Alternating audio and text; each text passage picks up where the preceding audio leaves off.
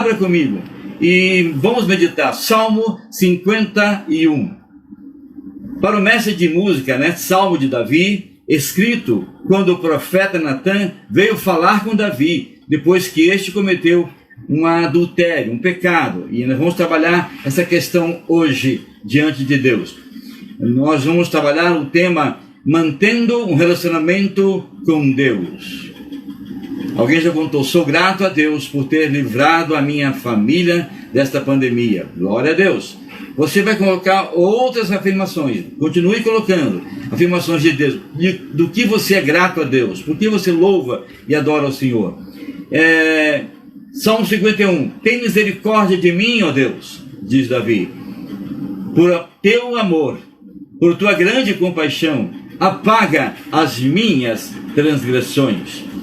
Lava-me de toda a minha culpa e purifica-me do meu pecado. Pois eu mesmo reconheço a minha transgressão e o meu pecado sempre me persegue. Só contra ti pequei e fiz o que reprovas. De modo que justa é a tua sentença e tens razão em condenar-me. Sei que sou pecador desde que nasci. Sim, desde que me concebeu minha mãe. Sei que desejas a verdade no íntimo e no coração me ensinas a sabedoria. Purifica-me com esopo e ficarei puro.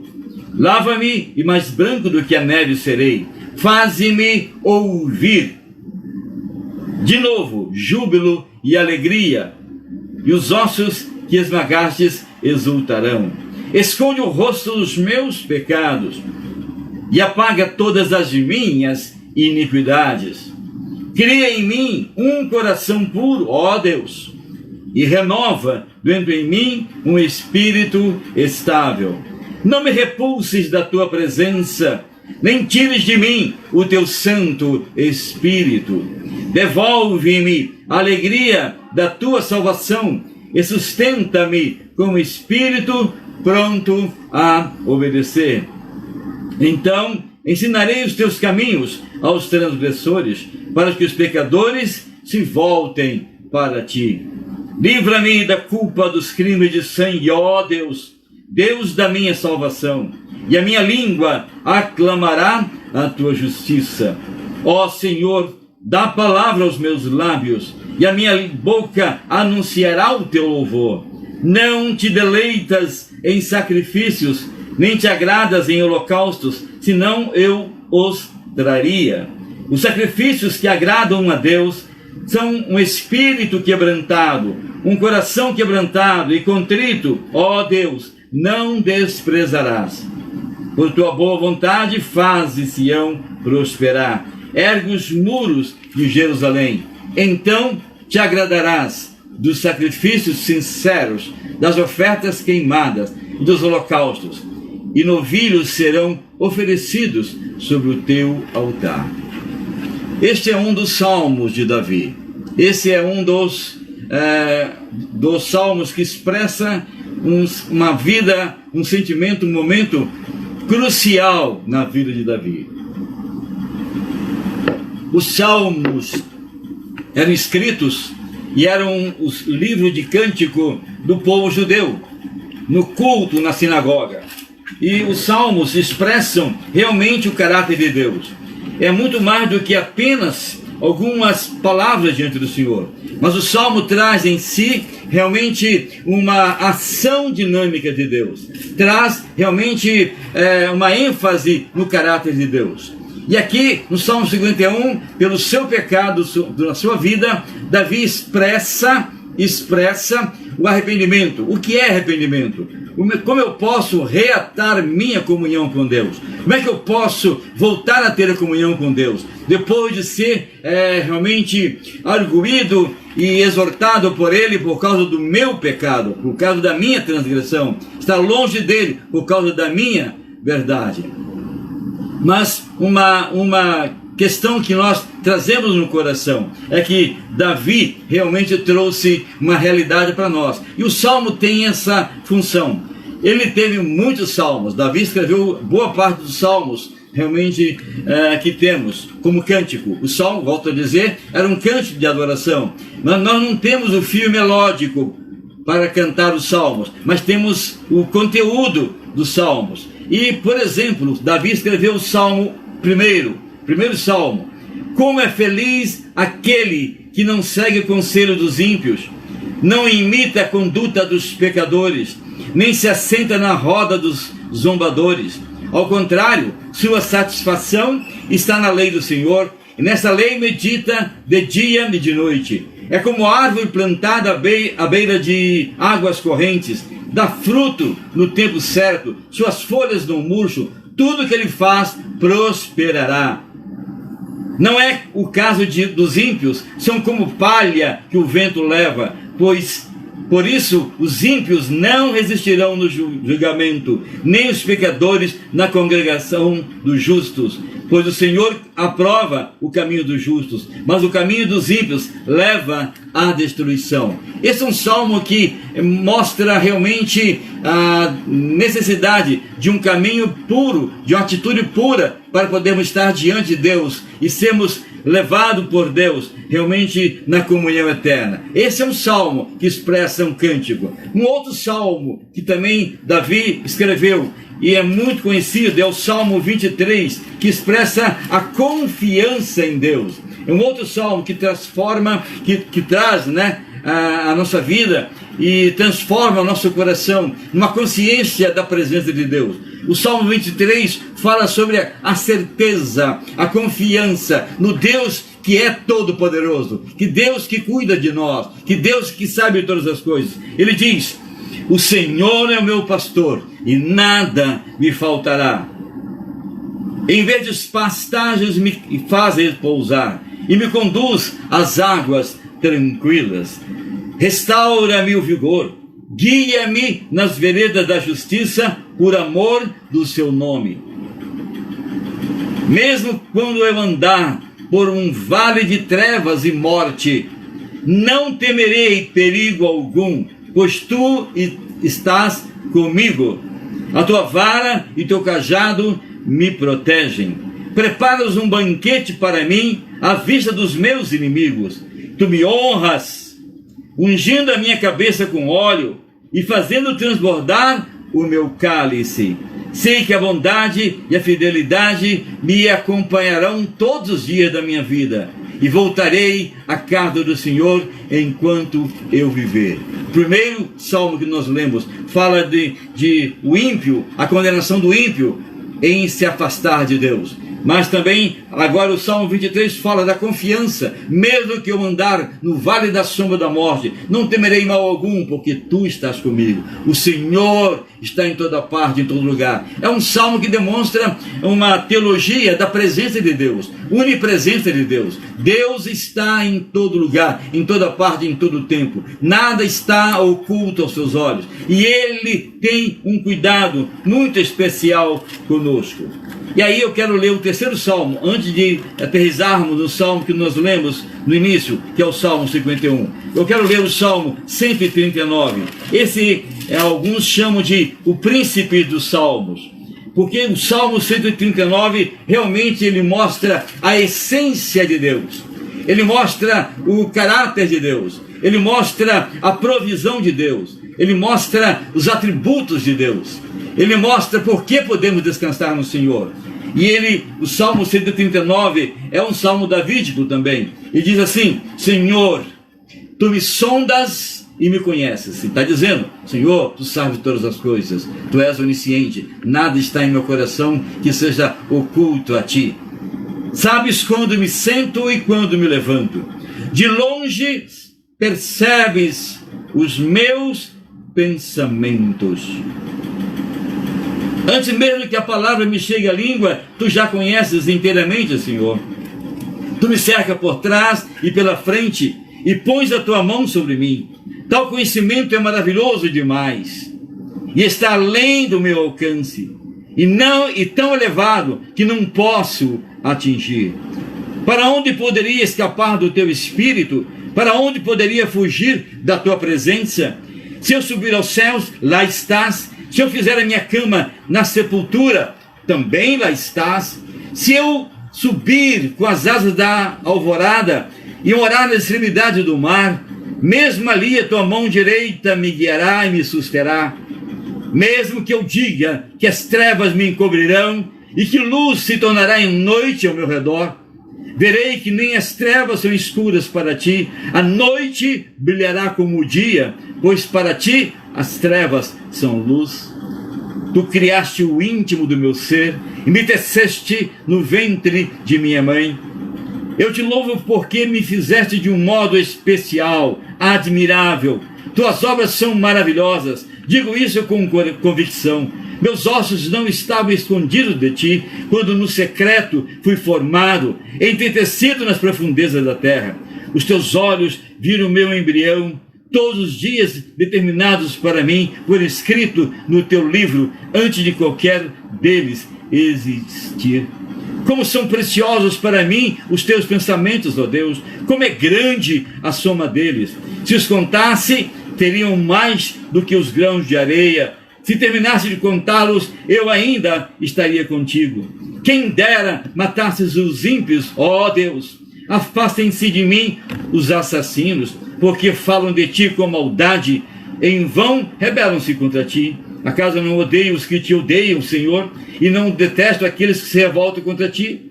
Tenho por eles ódio implacável, considero-os inimigos meus.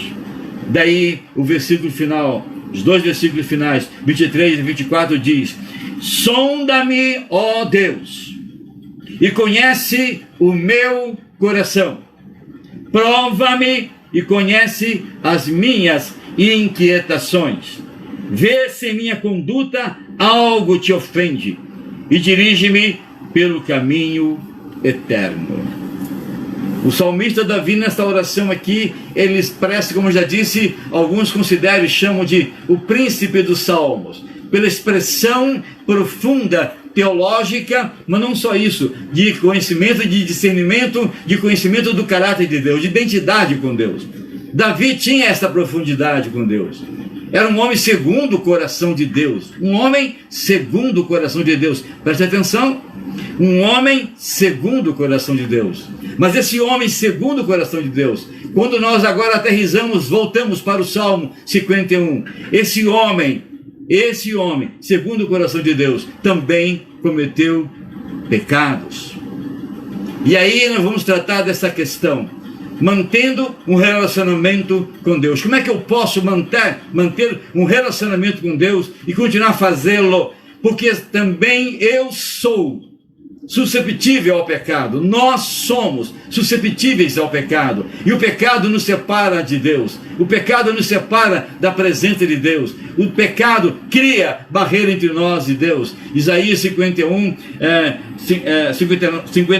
versículo realmente 1 e 2 diz: eis que a mão do Senhor não está encolhida para que não possa salvar, nem surdos os seus ouvidos para que não possa ouvir.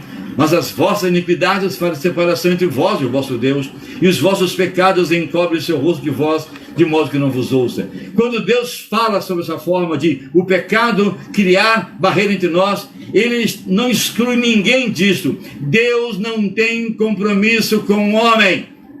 O compromisso de Deus, da sua palavra, é fazer com que nós possamos conhecer profundamente a Ele. E quando pecamos, não tem qualquer homem cometeu pecado, ele é tratado segundo a justiça de Deus. E Davi foi tratado segundo a justiça de Deus. Davi não foi poupado no seu pecado. Davi não foi poupado na sua atitude. E ele começa dizendo, e o Salmo 51 é um salmo de abertura de Davi, restaurando o seu relacionamento com Deus. Ele sabia, ele conhecedor profundo do caráter de Deus. Ele sabia o grau do seu pecado, o grau da sua falha. Ele agora estava buscando de Deus um retorno para com o Senhor. Ele sabia também como era difícil voltar aos pés do Senhor. E ele sabia também o que ele precisava fazer para tal. E ele sabia também que precisava submeter-se inteiramente à vontade de Deus. E ele sabia que precisava voltar aos pés do Senhor de qualquer maneira, porque sabia que na condição que estava, apesar de ser Davi, um homem segundo o coração de Deus, estaria, se não fosse o arrependimento e o retorno ao Senhor, ele estaria condenado como qualquer outra pessoa. É essa atitude de Deus. Deus não tem privilégios para ninguém. A sua justiça permanece e a sua justiça é implacável diante de toda circunstância. E ele começa dizendo: tem misericórdia de mim, ó Deus. Até o versículo 6, Davi abre o seu coração e fala da sua miséria. Ele abre o seu coração e fala da sua falha, do seu pecado. E tem misericórdia de mim, ó Deus, por teu amor, por tua grande compaixão. Apaga as minhas transgressões, lava-me de toda a minha culpa, purifica-me do meu pecado, pois eu mesmo conheço as minhas transgressões, e meu pecado sempre me persegue. Olha atenção para essa frase, me persegue. Ou seja, meu pecado fica sempre diante da minha consciência. Não tenho como fugir do meu pecado. Não tenho como me esconder do meu pecado. Porque o pecado me aguilhoa. Porque eu conheço a verdade. Por conhecer a verdade, eu sei que pequei. Eu sei que estou contra ti. Não há paz em meu coração enquanto eu não voltar para ti. Não há paz em meu coração enquanto eu não confessar e cumprir o propósito de redenção e da tua misericórdia. Então ele começa a clamar ao Senhor: Senhor, tem misericórdia de mim. Ele, no versículo 4, ele fala: contra ti pequei, e fiz o que tu reprovas. Eu, um homem segundo o coração teu, segundo a tua vontade, segundo o teu coração, eu fiz aquilo que tu reprovas. Eu agi de maneira errada. Eu pequei contra ti. Eu pequei contra ti. Meu irmão, Davi, conhecendo Deus, muitas vezes nós achamos que estamos acima de qualquer circunstância. Não existe nenhum homem que possa dizer que está acima do pecado. E ele começa a dizer por que ele pecou. Não existe algo assim que levou a fazer, algo assim preponderante fora dele mesmo. Mas também o que levou ele a fazer é a própria natureza pecaminosa. Pequei porque fiz o que tu reprovas, de modo que justa é a tua sentença, e tens razão em condenar-me. Se me condenar e me levar à morte, tu tens razão, porque eu pequei. Porque eu pequei. Tu me deste toda a condição, tens tido misericórdia de mim, tem me dado tudo o que eu peço, tem me dado vitórias, tem estado comigo, mas eu pequei. E vocês vão ver que o pecado de Davi foi coisa séria. Sei que sou pecador, versículo 5 ele fala: sei que sou pecador desde que nasci, sim, desde que me concebeu minha mãe. Sei que desejo a verdade no íntimo e no coração me ensina a sabedoria. E o pecado de Davi foi relatado em 2 Samuel, capítulo 12, versículo de 9 a 14. Um pequeno relato. Davi era rei de Israel, e no período que os reis saíam para a guerra, Davi não foi, resolveu ficar em casa. Ele mandou seus generais, seus comandantes, mas ele não foi à guerra. E nessa atitude de ficar em casa, ficar realmente esse período, né, ele descuidou, e aí cometeu um pecado de adultério. E aí Deus levanta o profeta Natã, e o profeta Natã confronta Davi no seu pecado. Pode ler depois o capítulo 12 inteiro, de 2 Samuel, capítulo 12. Você vai entender bem essa história. Mas de 9 a 11, porque você desprezou. Olha Natã falando com Davi: porque você desprezou a palavra do Senhor, fazendo o que ele reprova. Você matou Urias. Ele não só cometeu adultério com Betseba, mas como matou o seu esposo para justificar, tentando encobrir o seu pecado. Cometeu um pecado maior para encobrir o seu pecado de adultério.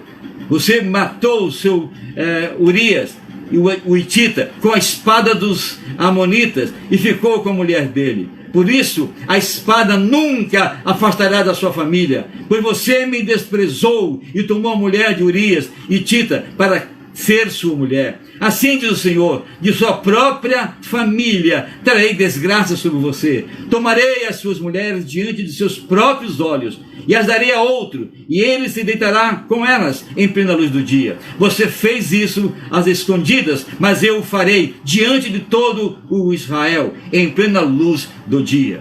Então Davi disse a Natã: pequei contra o Senhor. Natã respondeu: o Senhor perdoou o seu pecado. Você não morrerá. Entretanto, uma vez que você insultou o Senhor, o menino morrerá. O filho dele com Betseba, Deus não permitiu viver como consequência do próprio pecado. O pecado traz consequências. Volto a dizer, o pecado traz consequências. Há o perdão de Deus, mas as marcas ficam muitas vezes. Quantas pessoas sofrem hoje consequências de pecados, de afastamento diante de Deus? A graça de Deus nos alcança, mas o Provérbios 28:13 diz: os que encobrem suas transgressões jamais prosperarão, mas os que as confessam e deixam alcançarão misericórdia. Deus pode perdoar, e Deus o faz, porque a graça de Deus é abundante, mas Deus não tomará por inocente aquele que cometer pecado, e o pecado impede-nos de estar realmente em comunhão com Deus. A grande barreira de nós termos afinidade com Deus é por causa do nosso pecado. Por causa do nosso pecado, por causa daquilo que nós fazemos. E 1 João 1,9 diz, se confessarmos os nossos pecados, aliás, 1 João 1,9 fala sobre se nós confessarmos, ele é fiel e justo para nos perdoar os pecados e nos purificar de toda injustiça. Se dissermos que não temos pecado, fazemos de Deus um mentiroso e sua palavra não está em nós. Mas João diz: filhinhos, eu vos digo que não pequeis. Se porventura alguém pecar, temos advogado junto ao Pai, Jesus Cristo justo. Ele é a propiciação pelos nossos pecados, não só pelos nossos, mas pelo do mundo inteiro. Ele diz: não pequem, mas se por acaso pecar, porque o que Davi diz: eu nasci em iniquidade, versículo 5, sei que sou pecador desde que nasci, sim, desde que me concebeu minha mãe. Eu pequei, porque existe em mim a natureza pecaminosa. Existe em mim a natureza do pecado. Lá desde o Gênesis, capítulo 3, quando o homem pecou, quando Adão e Eva pecaram, ali começou o pecado, o entrar no mundo. E com essa entrada do pecado no mundo, nós já nascemos com a natureza pecaminosa. O que Davi está dizendo aqui: eu pequei, não porque algo assim me levou a pecar, mas porque, acima de tudo, eu tenho a própria tendência ao pecado. Nós, todos os homens, não só Davi, todos os homens têm propriamente a tendência ao pecado. Nós somos tentados, a nossa natureza realmente é propensa ao pecado. Paulo diz que existe uma luta entre a carne e o espírito. A nossa carne tentando fazer a vontade da carne, a vontade do homem, a vontade própria de Satanás, e a vontade do Espírito, e Deus pelo Espírito que habita em nós, levando o homem a fugir do pecado e a apoderar-se do poder e da graça de Deus. Essa luta espiritual existe em cada um de nós. Paulo fala isso em Gálatas 5, 22 e 23. Em Gálatas 5, ele fala em Efésios, ele fala em outros textos da Bíblia, ele fala sempre dessa luta que nós travamos e vamos travar até o fim da nossa vida. O que importa em nós é mantermos uma vida em comunhão com Deus. Quanto mais você buscar a Deus, mais longe da tentação você vai ficar. Quanto mais você buscar a Deus, entender as coisas de Deus. A vida cristã, meu irmão, é dinâmica. A vida cristã não é passiva, não é estática. Não é eu alcancei a salvação e agora tudo bem para mim. Não é assim. Você está propenso a pecar, mesmo depois de ter um encontro com Jesus como Salvador e Senhor. A sua luta, a nossa luta é constante, é até o dia glorioso de Cristo Jesus. E aí, versículo 7, ele fala: purifica-me com esopo e ficarei puro, lava-me e mais branco que a neve serei. Esopo era uma planta esponjosa usada para a limpeza. Ele fala: pega esse sopro, Senhor, ele é uma figura de linguagem, e purifica-me, limpa-me os meus pecados. Eu quero ficar limpo, eu não quero continuar como estou, eu não quero continuar realmente na miséria que estou, porque eu sei em que caminho isso vai me levar. Ele diz: Senhor, purifica-me com sopro, limpa a minha alma. Depois ele fala, depois de limpo, eu quero ouvir júbilo de novo, júbilo e alegria. Eu quero voltar a ter a alegria da salvação. O pecado tira a nossa alegria, tira o nosso contentamento, tira o nosso prazer em servir ao Senhor. O pecado não confessado é algo que tem destruído muitas pessoas. E enquanto eu não for ao pecado, dizer a Deus o meu pecado e confessá-lo diante do Senhor, não há libertação, não há alegria em meu coração. Versículo 9: esconde o rosto dos meus pecados, apaga as minhas iniquidades. Olha só outra afirmação dele: esconde o rosto, ou seja, do que sempre está diante da minha consciência. Peço, tira o rosto, não olha, Senhor, para aquilo que eu tenho visto constantemente. Ó Deus, liberta-me da minha própria consciência. E depois do versículo 10, cria em mim, Senhor, um coração puro. Ó Deus, renova dentro de mim um espírito estável. Não me repulse da tua presença, nem tires de mim o teu Santo Espírito. Aqui Davi conhecia Deus, e Davi conhecia a essência de Deus, e Davi foi ungido por Deus para ser rei. Deus enviou o seu Espírito sobre ele, na unção que ele teve para tornar-se o rei de Israel. E quando ele fala sobre não me expulse da tua presença, nem retire de mim o teu Santo Espírito, versículo 11, são duas afirmações que representam um só sentido. São dois pedidos que são essencialmente um só. E ele está dizendo da seguinte forma, ele está lembrando em seu próprio coração da situação que ele encontrou muitas vezes Saul. Saul foi o rei que antecedeu Davi. E Saul, exatamente por causa do seu pecado de desobediência, Deus tirou dele a unção de rei, a unção que tinha dado a ele para reinar. E por fazer isto, um espírito maligno tomava conta periodicamente da vida de Saul. E a única maneira de esse espírito sair, ou de libertar e trazer paz a Saul, era quando Davi começava a tocar sua harpa e cantar esses salmos, como já disse agora. Quem sabe ele cantou várias vezes para Saul na sua libertação: o Senhor é meu pastor e nada me faltará. Quem sabe ele cantou outros salmos que nós temos aqui de Davi.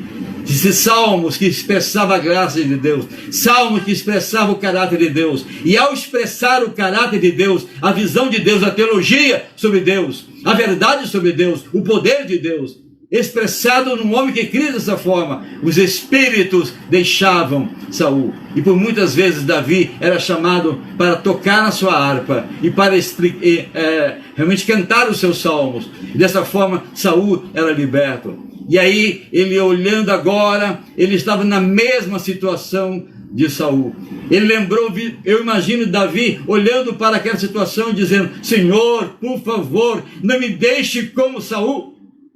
Não retire de mim o teu espírito. Senhor, não tire de mim a unção que me destes. Eu não quero ser perturbado como foi Saul. E nessa sua oração Davi sabia. E quando pensamos no Espírito de Deus, no Salmo 139, que eu já li para vocês hoje, no versículo 7, ele fala sobre que o Espírito de Deus está em todo lugar, nada está oculto ao Espírito de Deus. Ele fala que nada está oculto àquilo que Deus faz. No 7, para onde poderia escapar do teu Espírito? Para onde poderia fugir da tua presença? Eu não posso fugir para lugar nenhum, o Espírito de Deus está em todo lugar. Um detalhe aqui, meu irmão, naquela época, no tempo passado, na época de Davi, no Antigo Testamento, o Espírito Santo agia num momento específico, numa pessoa específica, para um propósito específico. Não era o Espírito que agia em todo homem, como foi derramado no dia de Pentecostes. Depois do Pentecostes, na igreja do Senhor Jesus, o Espírito, conforme Deus fala em João 16, eu enviarei o Espírito Santo que habitará em vós. Hoje o Espírito Santo habita em você, que é um cristão. O Espírito Santo habita em você. Não só habita em você que já aceitou Jesus. Você nunca poderia ter um encontro com Cristo, a não ser pelo convencimento do Espírito. É Ele que convence o homem do pecado, da justiça e do juízo. E é Ele que convence qualquer pessoa a poder crer em Jesus como Salvador e Senhor. A ação do Espírito está em nós e através de nós. A ação do Espírito na igreja. Por isso Ele levou que o Espírito é aquele que nos leva a Cristo Jesus. A obra da igreja não é a obra que ela faz, mas é que o Espírito faz através da igreja. E você é igreja, você é corpo. E você hoje, Davi ainda tinha esse momento, a unção veio sobre ele para tornar-se rei.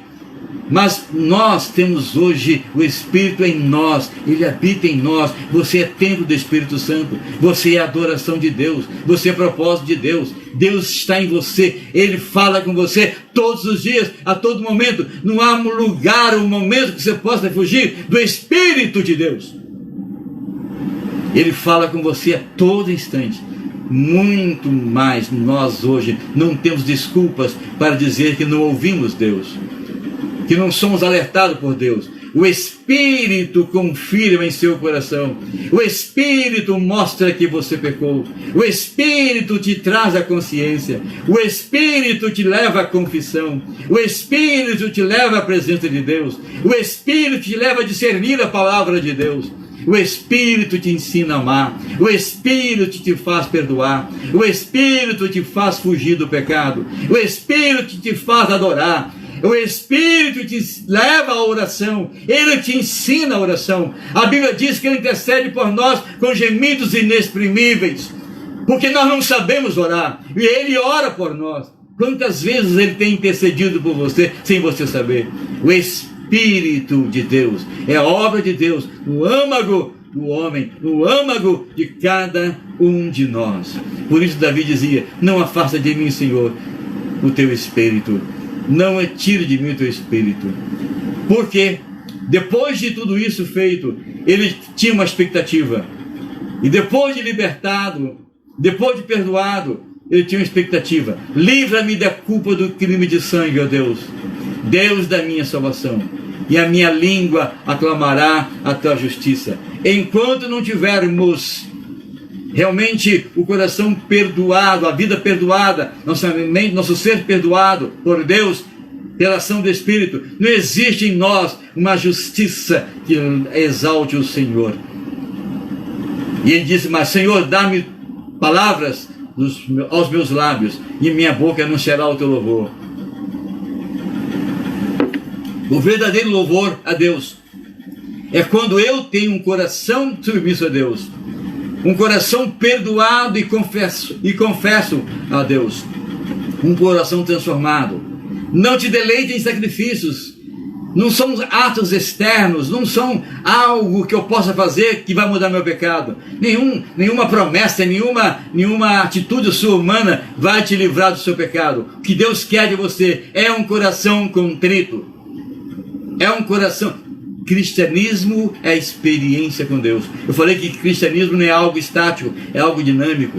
Sacrifícios que agradam a Deus são um espírito quebrantado,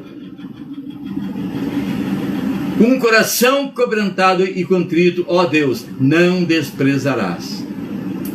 E aqui eu quero, nesses minutos finais, dizer o seguinte: primeiro, os cristãos podem estar num relacionamento sempre crescente com Jesus, como seu Salvador e Senhor. E é isso que Deus espera de nós, um relacionamento sempre crescente. A vida cristã, volto a dizer, não é estática, ela é dinâmica, é crescendo, crescendo, crescendo, cada dia mais.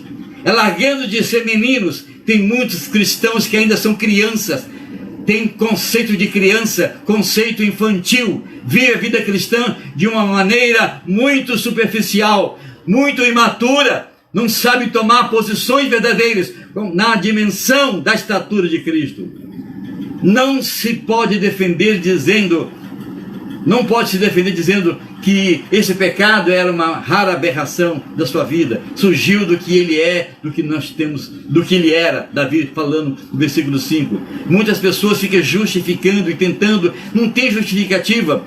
O pecado que você cometeu é porque você realmente não conhece profundamente a Deus e não intentou ou conhece e não observou o que Deus tem feito na sua vida. Isso é imaturidade. Segundo ponto, se fizerem isso, devem humilhar-se ou agir humildemente e aceitar a correção do Espírito, confiar na advocacia de Jesus e restaurar os seus relacionamentos. Um cristão maduro, ele chega com consciência diante de Deus, tomando posse da palavra de Deus, vivendo a palavra e pela palavra subjugando-se a Deus. E dessa forma Deus poderá fazer uma obra na sua vida. Não existe nada ilimitado para Deus. A graça de Deus nos alcança. E é possível que cristãos pequem deliberadamente e rompam seu relacionamento com Cristo, como fez Davi, porque a nossa natureza é pecaminosa. Mesmo assim, pelo arrependimento diante de Deus, o perdão é concedido, o relacionamento com Cristo é restaurado, porém todo pecado é pecado contra o Espírito Santo. E aí, nessa condição, Deus perdoa. A graça de Deus é suficiente para nos perdoar. A graça de Deus é suficiente para nos restaurar. A graça de Deus é suficiente para que verdadeiramente nós possamos nos arrepender e capacitar-nos por Deus para corrigir nossas vidas. Quando falo de graça de Deus, estou falando de um favor imerecido. O que é graça? É um favor imerecido. Graça é algo que Deus nos dá sem nós merecermos. Ele sabia, quando Cristo morreu na cruz do Calvário, ele sabia que nós não poderíamos nos libertar do nosso pecado, mas o seu sangue sim. Por isso ele morreu por nós, mesmo sendo nós ainda pecadores. Porque Deus prova o seu amor para conosco pelo fato de ter Cristo Jesus morrido por nós, sendo nós ainda pecadores. Ele morreu por todos os pecadores, por toda a humanidade. Apesar de sermos pecadores, porque Deus sabe que o homem no seu pecado não pode se libertar para a vida eterna, mas ele fez essa libertação através de Cristo Jesus. Contudo, o perdão não dá aos crentes a liberdade para pecar e escaparem das consequências do pecado. O perdão que ele nos dá pela graça não é algo que dá liberdade de você continuar pecando, agora volta a pecar e não pecar, ficar de altos e baixos. Não tem essa consequência. Chega um ponto que a sua iniquidade vai se esgotar diante de Deus.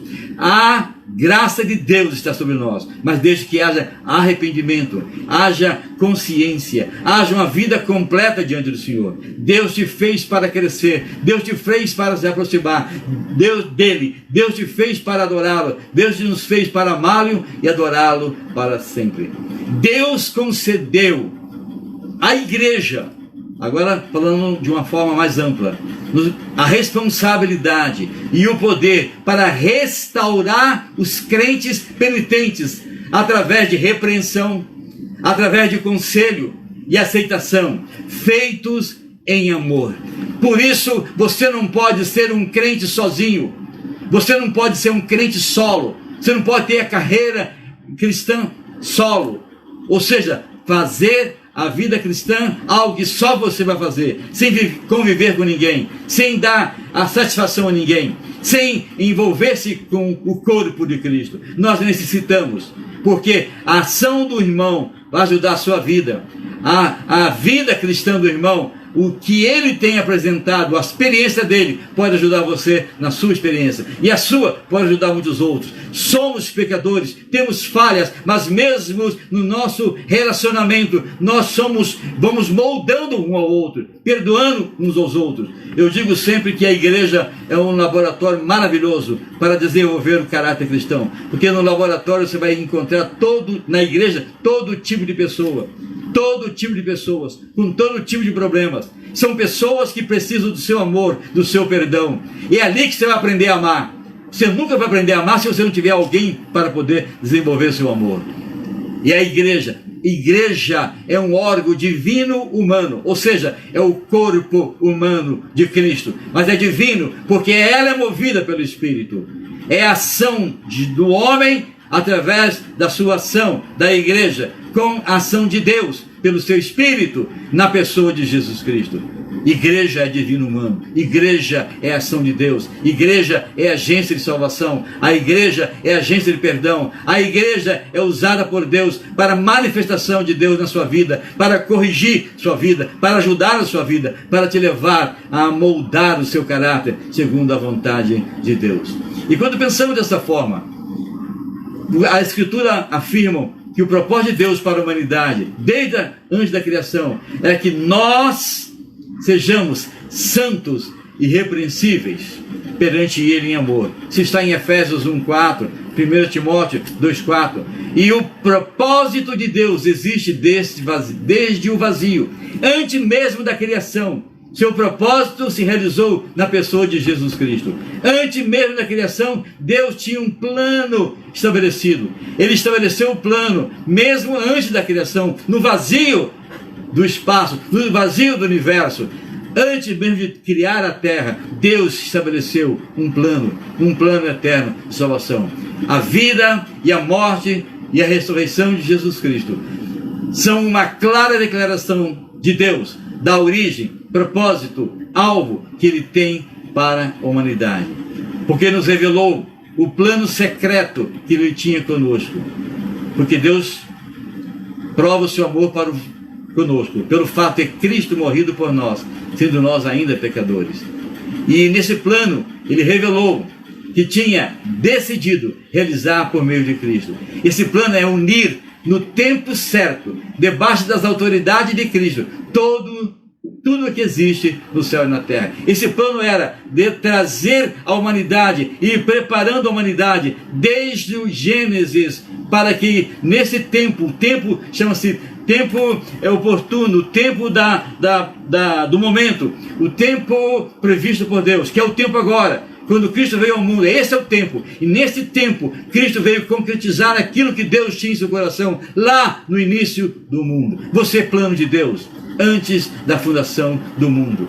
Em João 17, versículo 20, Deus fala, rogando pelos apóstolos, Ele diz: eu não rogo só por eles, eu rogo por aqueles que crerão em mim também através dele. Aqueles que ainda crerão, seu nome está incluso nessa oração, seu nome está incluso no propósito. Deus te ama, tem um propósito para a sua vida. Deus não quer ver a sua vida longe dele, afastado dele. Deus não quer te ver longe, realmente vivendo em seus pecados. Deus não quer ver você condenado. Deus não quer ver você afastado. Por isso a sua mão está sempre estendida a você, para que você possa crer em Jesus Cristo, que é o único caminho. Eu sou o caminho, a verdade e a vida. Ninguém vem ao Pai a não ser por mim. Ninguém pode chegar a Deus a não ser através de Jesus Cristo. Ninguém pode ter uma vida de comunhão com Deus a não ser através de Jesus Cristo. Ninguém pode ter perdão dos seus pecados a não ser através de Jesus Cristo. Só Ele pode.